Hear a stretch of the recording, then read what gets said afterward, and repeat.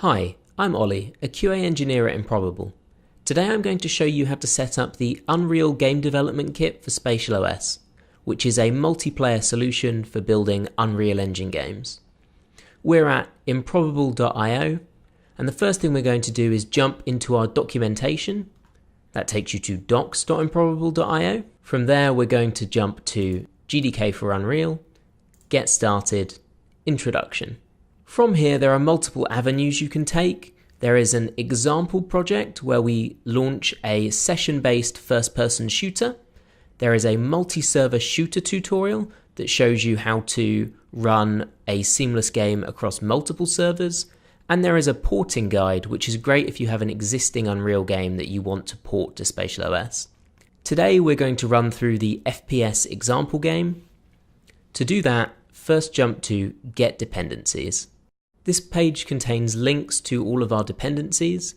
It's important that you open it alongside this video so that you're always grabbing the most up-to-date stuff. So the first two sections, hardware and network setup, I'm going to skip over. If you're an Unreal developer, then you probably already meet Unreal's hardware specifications. And unless you're doing anything unusual with your network, this should just work out the box. You can come back to these for troubleshooting if you do run into any issues.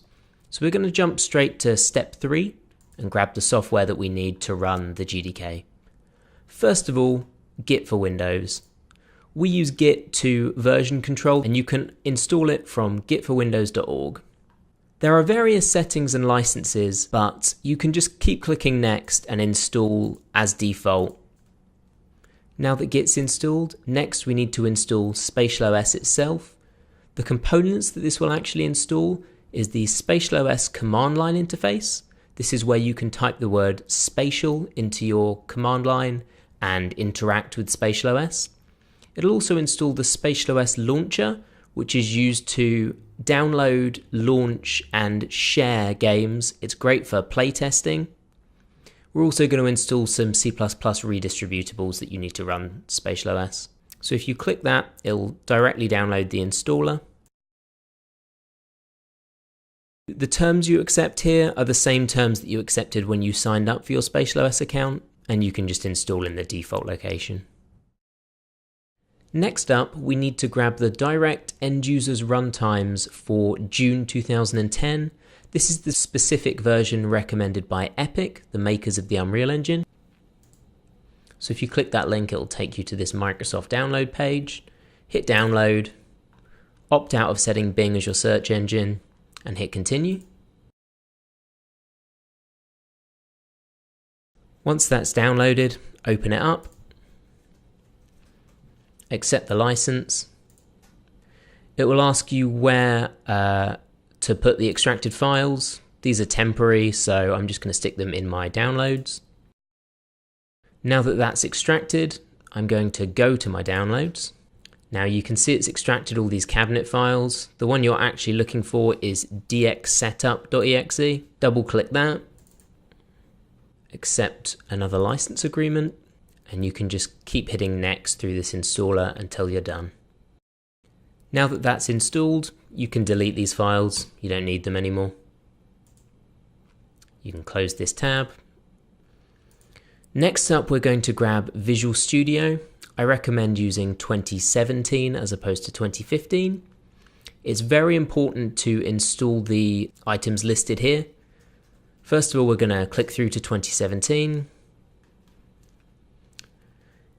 This page is a little confusing. The big download button it shows you here is actually for Visual Studio 2019. You don't want that. You want to jump to the 2017 section and download that. There are lots of download options here. I'm going to go for Visual Studio Professional as I have a professional license. There are also community links which are free on this page. So hit the download button and open that once it's downloaded.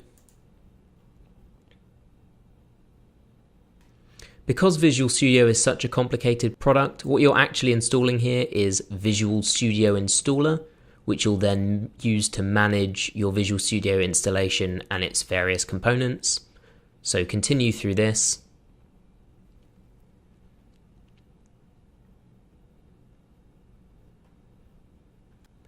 So this is Visual Studio Installer.